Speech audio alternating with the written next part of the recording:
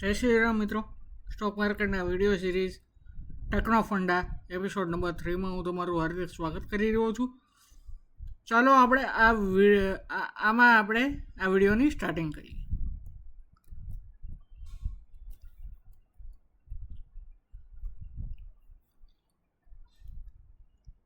EBITDA, EBITDA, earning before interest, tax, depreciation and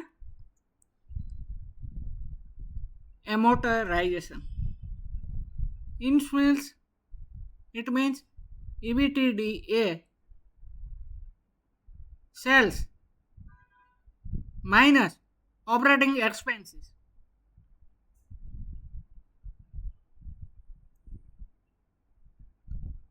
It means EBITDA is equal to operating profit. જ્યારે company ધંધો ચલાવતી હોય છે ત્યારે એને EBITDA ખૂબ જ ઇમ્પોર્ટન્ટ EBITDA ખૂબ જ ઇમ્પોર્ટન્ટ સાબિત થાય છે.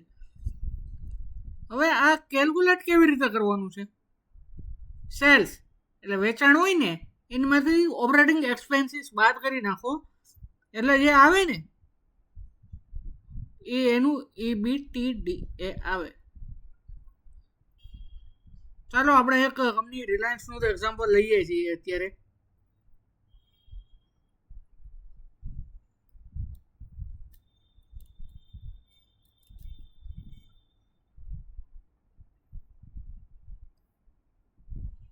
આટલું છે 10,71,174 કરોડ.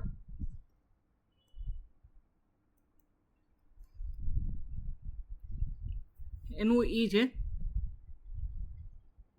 આ બધું વેચાણ ને બધું કરીને, વેચાણ સેલ્સ કરીને લખ્યું.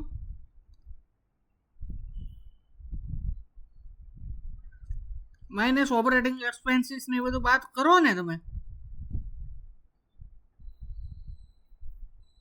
એટલે એને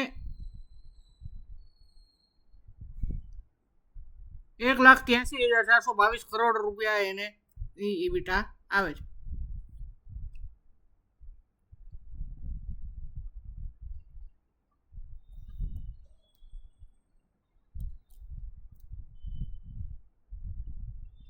યર ઓન યર તમે જોવા જાવ ને તો આ લોકોને 2% દરે એવરેજ તો આ વધતું જ જાય છે. સેલ્સ વધે છે, આ બધું યર ઓન યર વધતું જ જાય છે અને EBITDA કહેવામાં આવે છે. આપણે આ રિલાયન્સનું એક્ઝામ્પલ લીધું ને, આગળ બધા એક્ઝામ્પલ હજી કેલ્ક્યુલેટ કરવાના જ છે આપણે.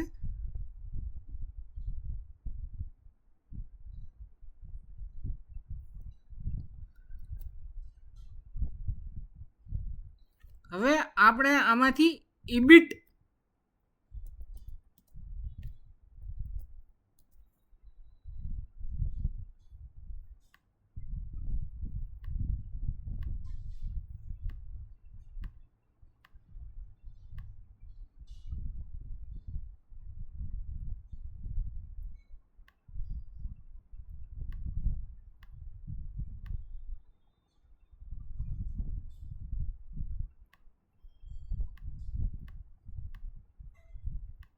હવે આમાંથી EBIT શોધવાનું છે.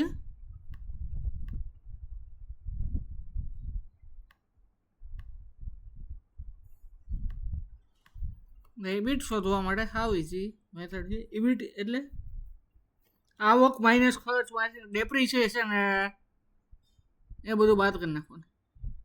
EBITDA માંથી interest, earning before interest and tax, EBIT.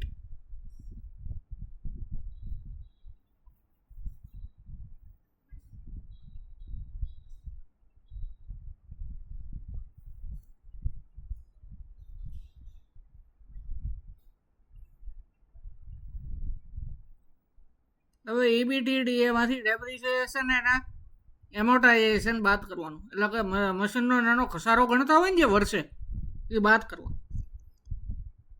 હજી આમાં ઇન્ટરેસ્ટ ને ટેક્સ ચૂકવવાનો બાકી છે.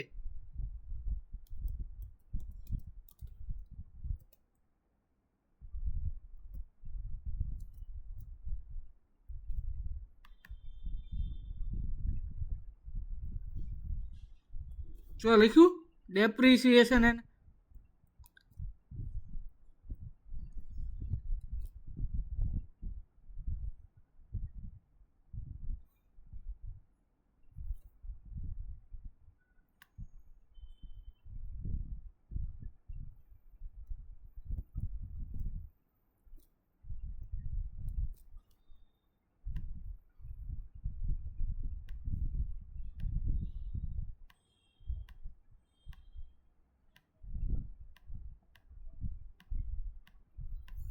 હું તમને ફાઇનલ ફિગર બતાવો છે મારે એના માટે હું તમને આખું લખું છું 53,136 કરોડ આવ્યું લખ્યું છે એને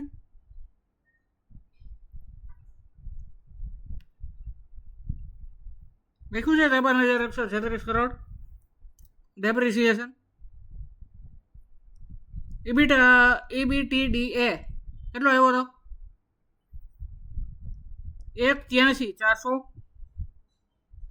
1,83,422 કરોડ આવ્યો હતો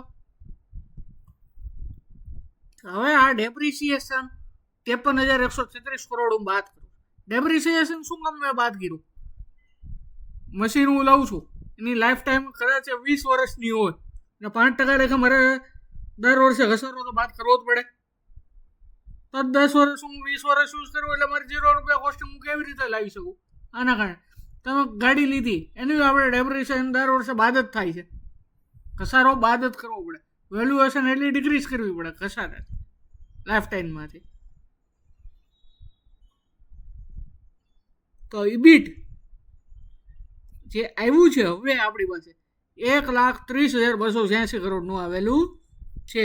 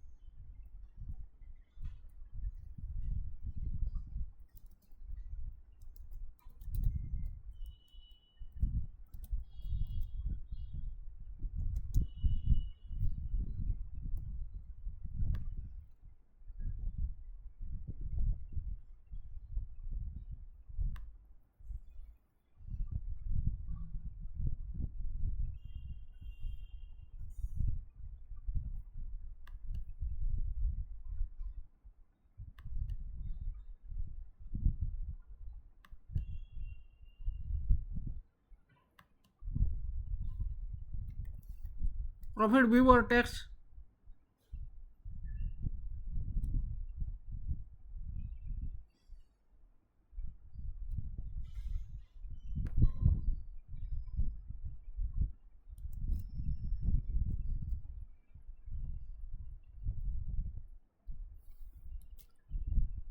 PBDT એટલે profit before tax minus tax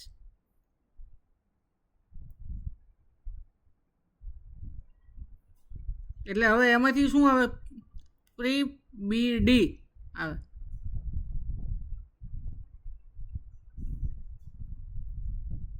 cache per share CPS આવે ટેક્સ ચૂકવી નાખો ને હવે તમારે પીબીડી આવ્યો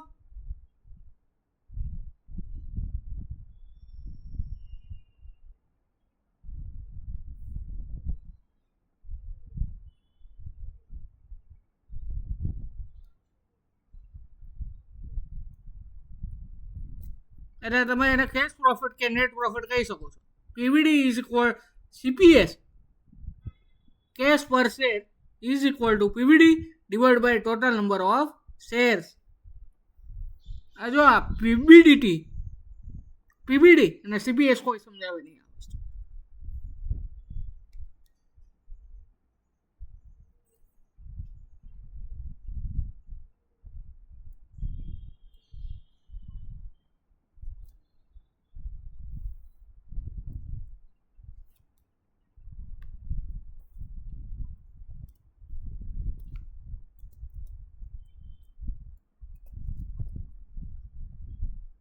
Consolidated.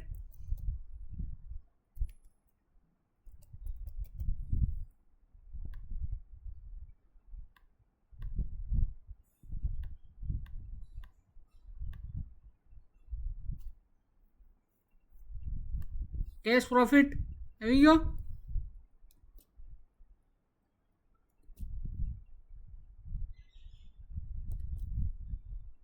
નેટ પ્રોફિટ આવી ગયો 81,309 કરોડ.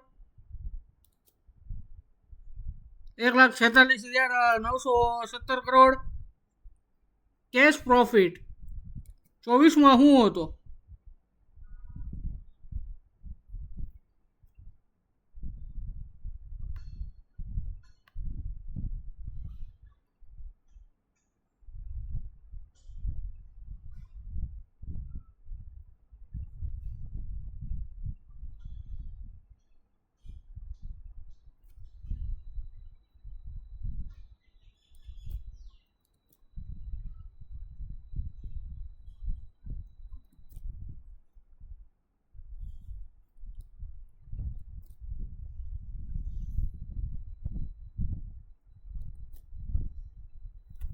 એવી રીતે આ વસ્તુ આવે પ્રોફિટ આફ્ટર ટેક્સ.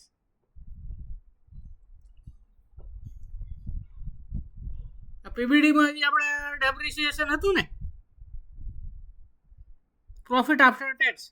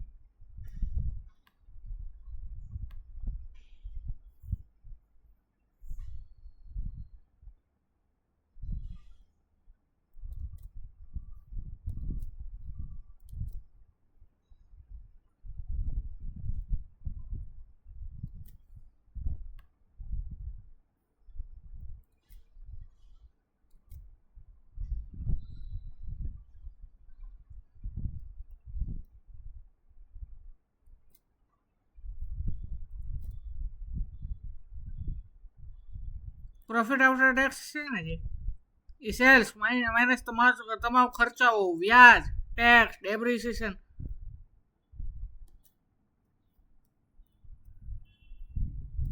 ચાલો આપણે નેટ પ્રોફિટ ગણીએ.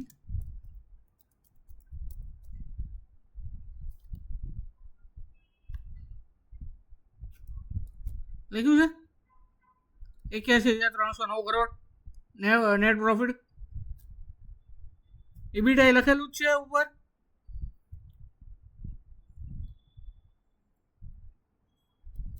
$1,83,000 કરોડ.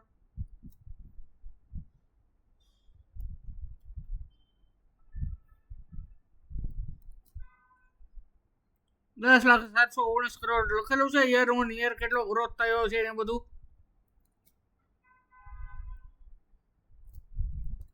લખેલું જ છે ને. આ બધું લખેલું જ હોય આમાં details. Net profit margin 7.6%.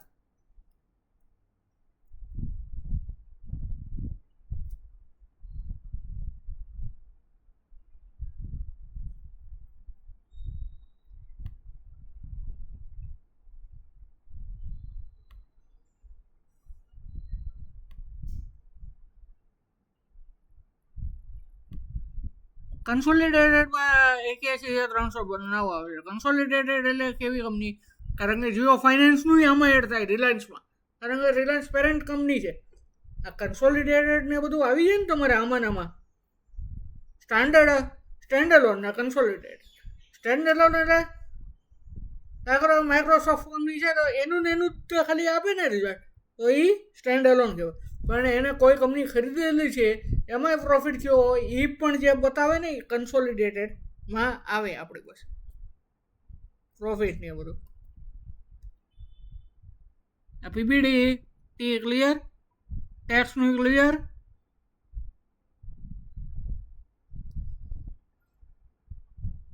Net profit margin એટલે કેવી રીતે કેલ્ક્યુલેટ થાય? Net profit divide by sales multiply by 100 formula.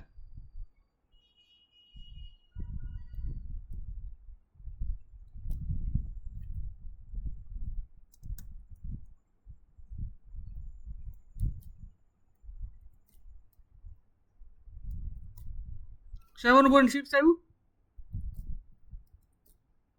જે 7.9 હતું.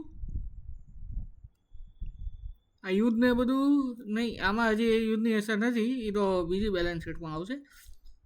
અર્નિંગ પર શેર EPS એ પણ આ લોકો કેલ્ક્યુલેટ કરીને જ આપે.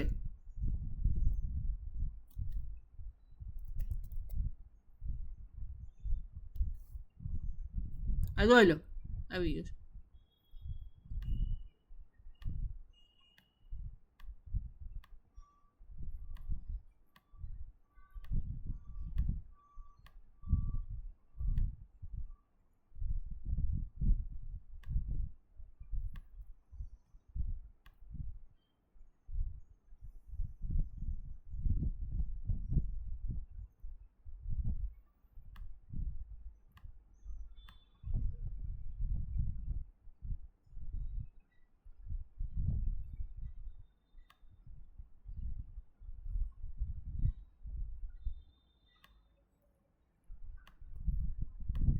આવ્યું.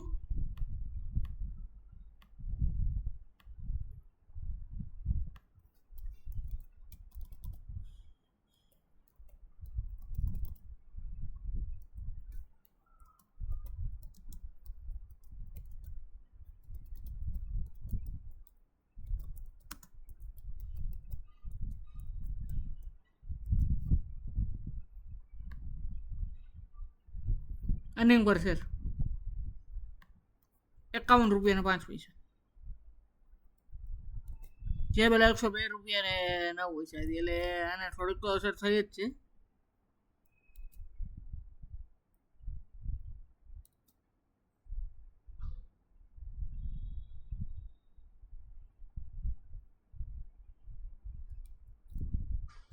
અને બોનસ આપ્યું હતું 1/1 એટલે ફટકો આવી જાય ને અડધો.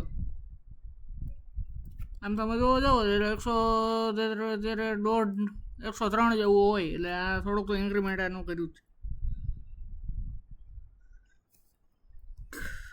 જો આમ કોઈક જોવા જાય ને આપણને ખબર ન હોય બોનસ આપ્યું છે કંપનીએ, તો શું થાય? માર ખાઈએ. અર્નિંગ પર શેર 50% ઘટી ગઈ, પણ ઘટી નથી. આમ એડજસ્ટમેન્ટ છે 1/1 છે કે નહીં? આ બધી વસ્તુ હોય.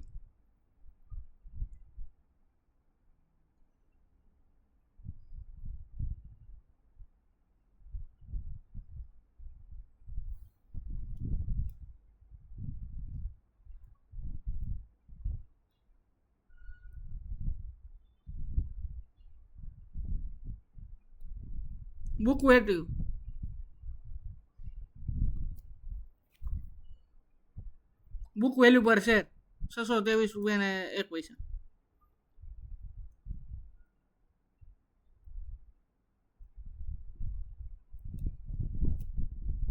એની પહેલા શું હતું? ₹1,172.07. આટલું બધું કેમ ઘટ્યું? Total number of share double થઈ ગયા. નેટવર્થ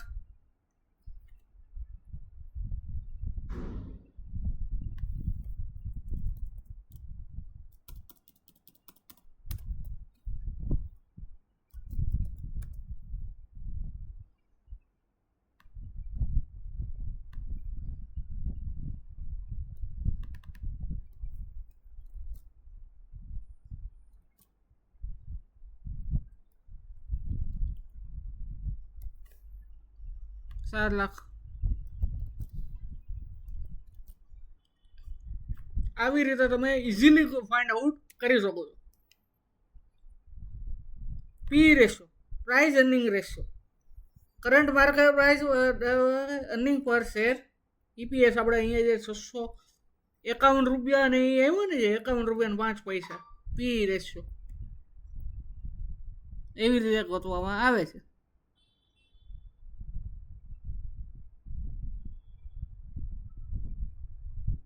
આમ પી રેશિયો જેટલો ઓછો ને એટલું સારું.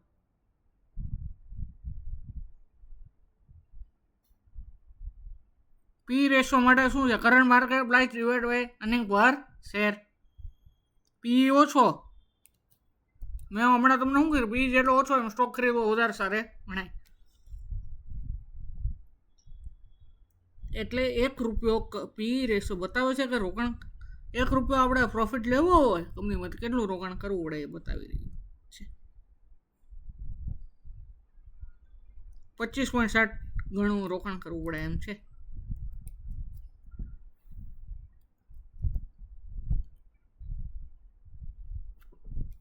%25 રોકાણ કરવું પડે એમ છે.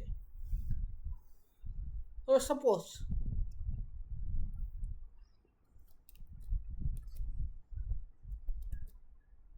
સપોઝ હવે આપણે કંપનીએ નાખી છે અને 2 કંપની છે. કંપની એ 30 રૂપિયા 1 રૂપિયા પ્રોફિટ લેવો 30 રૂપિયા રોકવો પડે એમ છે, અને બીજી કંપની એવી છે કે જેને 28 રૂપિયા રોકવો પડે એમ છે. આપણે કયામાં જઈએ? 28માં જઈએ ને. પી રેશિયો જેટલો ઓછો એટલું સારું.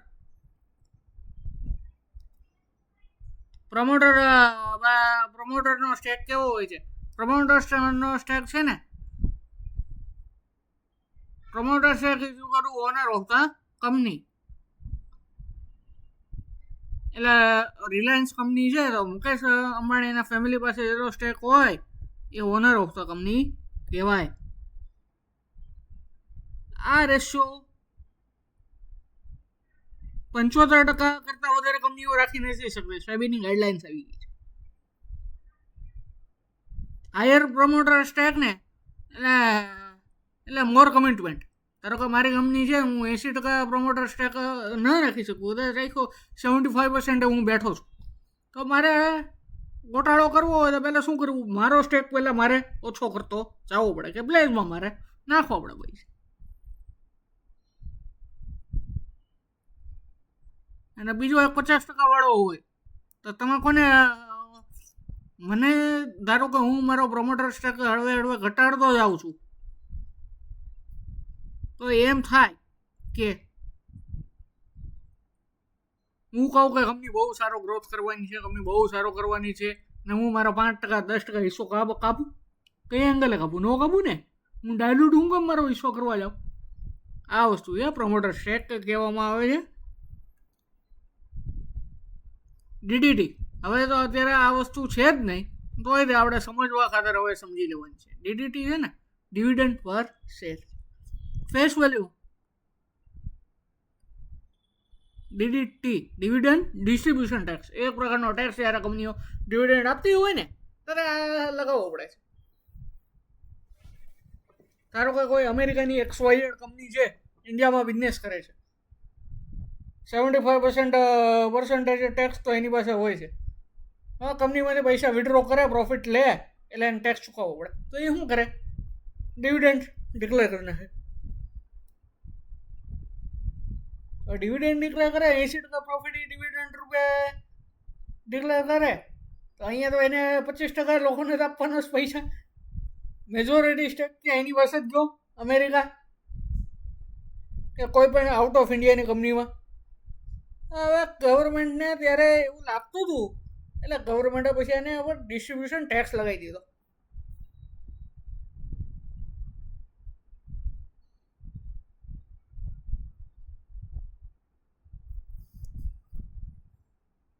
કે તમે ડિવિડન્ડ આપો અને 5% કે 2% ટેક્સ તમારા ગવર્મેન્ટ ચૂકવવું પડે. તો શું ગવર્મેન્ટને ઇન્કમ થાય ને ઓલા નહીં શું?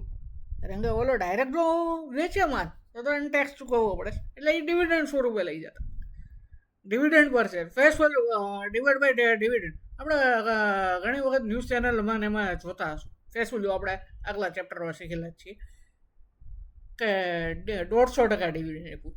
150% એટલે 15 રૂપિયા. ફેસ વેલ્યુ 10 રૂપિયાની હોય તો ફેસ વેલ્યુના પર્સન્ટેજ ઉપર ડિવિડન્ડ કેલ્ક્યુલેટ હંમેશા થાય. 150% એટલે એમ નહીં 500 રૂપિયા શેર એટલે 750 રૂપિયા ડિવિડન્ડ આવ્યું, એમ નહીં. આમ ગણવાનું. માર્કેટ વેલ્યુ એટલે શું? Current market price divide by total number of share.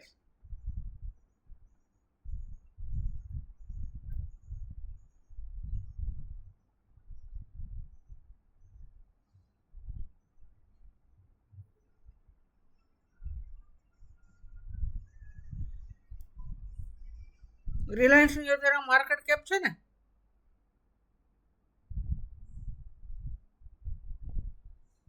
17,88,595 crore. ઇન્ડિયાની નંબર 1 માર્કેટ કેપના હિસાબે કંપની છે. આ રિટર્ન ઓન નેટવર્થ મીન્સ શું?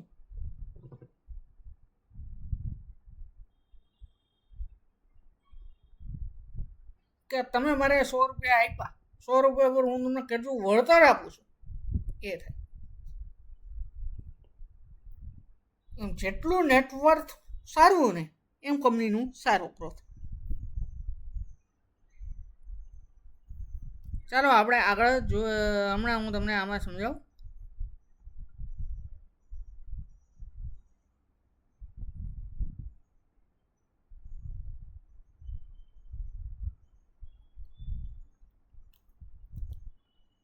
આ પ્રમોટર સ્ટેક છે ને 50.10% છે. એટલે ઘણા એમ કહેતા હોય કે આ કેવી રીતે ટકી શકે છે. રિલાયન્સ કંપની સારી છે, મેનેજમેન્ટને બધા ઓળખે છે, અને આપણે 90% તો વોટિંગ રેટનો યુઝ જ નથી કરતા. શેર હોલ્ડરને ઈમેલ આવે યુઝ નથી કરતા. મેનેજમેન્ટને બધાનું અમુક ડિસિઝન મેજોરિટી એમ થાય સાબિત કરી જ દે. રિલાયન્સની ગ્રુપ હોય એનું મેજોરિટી સાબિત કરવું વાર ન લાગે કોઈ. બાકી મારીને તમારે એવા આલિયા મલિયા કંપની નાખી હોય તો મેજોરિટી સાબિત કરી જ ન હોય કાંઈ. આવા પર્સન્ટેજ હું મેજોરિટી સાબિત કર ન થાય. હવે આપણે બધું કેલ્ક્યુલેટ કેવી રીતે કરવાનું છે ને એ સમજીએ. ચાલો, એક કંપની છે જેનો સેલ્સ 500 કરોડનો છે, ઓપરેટિંગ એક્સપેન્સીસ એના 380 કરોડનો, તો EBITDA શેર્સ 500 કરોડ છે, માઇનસ ઓપરેટિંગ પ્રોફિટ માર્જિન બાદ કરી નાખો, 120 કરોડનો ટોટલ EBITDA આવ્યો. હવે ઇબિટ શોધવાનું છે. EBITDA આપણે 120 કરોડ આગળથી આવીએ છીએ. ડેપ્રિસિએશન હવે એમાંથી બાદ કરું એટલે ઇબિટ મારી પાસે આવે. 95 કરોડનો ઇબિટ આવી ગયો.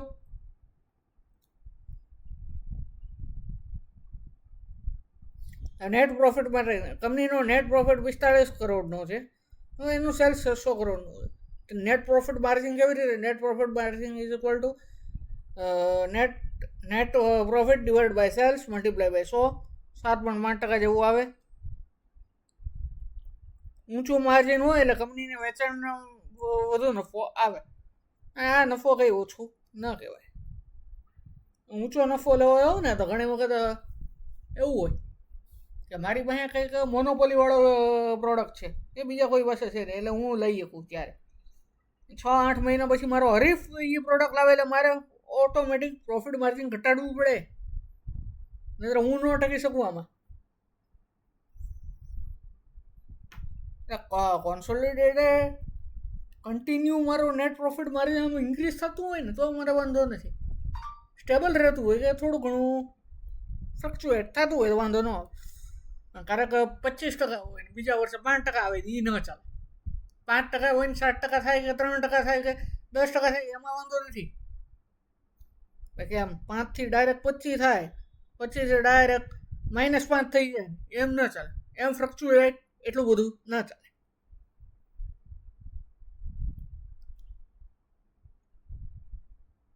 EPS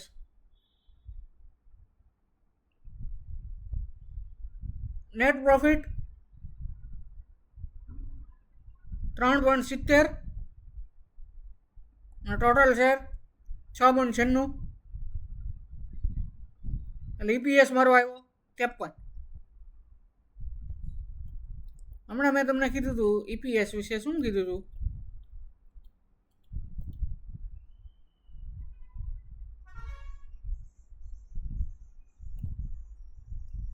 શેર દીઠ કમાણી, એટલે એક શેર હોય ને તમારી પાસે અર્નિંગ પર શેર, પી રેશિયો.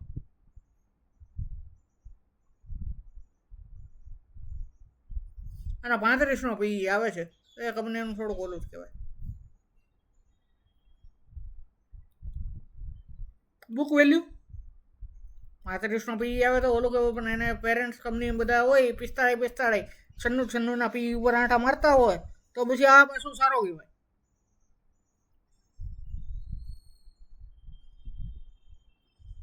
જો લખ્યું છે સેક્ટરને એવરેજ સાથે કમ્પેર કરવો જરૂરી, લખ્યું છે બધું યાર. બુક વેલ્યુ, જેમ કંપનીની બુક વેલ્યુ સારી ને, એક કંપનીની નેટવર્થ 250 કરોડ છે, એના કુલ 5000 કરોડ શેર છે એની પાસે, તો એની બુક વેલ્યુ કેટલી આવે? 50 રૂપિયા પર શેર આવે કે ના આવે? માર્કેટ પ્રાઇસ 50થી વધારે હોય ને તો એની પ્રીમિયમ આપણે વધારે આપેલું ગણાય. આપણે આર પાવરનું એક્ઝામ્પલ જોયું હતું, 420 લિસ્ટિંગ થયું હતું, 420 હતો ભાવ, 6 ટાઈમ્સ ઓફ બુક વેલ્યુ આપેલું, પ્રીમિયમ એટલું બધું હતું. એ પ્રીમિયમ કસાય, ઓપ્શનમાં કસાય, આમાંય કસાય, પ્રીમિયમ તો કસાય. પ્રમોટરનો સ્ટેક, એક કંપની પાસે 10 કરોડ શેરમાંથી પ્રમોટર પાસે 5.5 કરોડ શેર છે, તો પ્રમોટરનો સ્ટેક કેટલો થાય? 55% થાય. ડિવિડન્ડ પર શેર એ આપણે જો હમણાં અમે 150નો ઓલો ગણ્યો હતો ને, 150% નહોતું ગણ્યું, 10 રૂપિયા એટલે 15 રૂપિયા ડિવિડન્ડ. આ આપણે 1.5 રૂપિયા વાળો ફેસ વેલ્યુ એની રૂપિયો છે. માર્કેટ વેલ્યુ એટલે current market price total number of share, ROWN.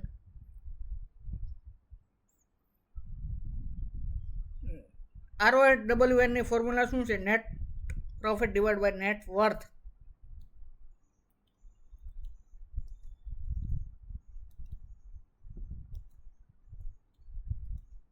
Net worth એટલે આપણે મેં તમને કીધું ને ઓલું રિઝર્વ ને બધું આવી જાય, ઇક્વિટી કેપિટલ પ્લસ રિઝર્વ.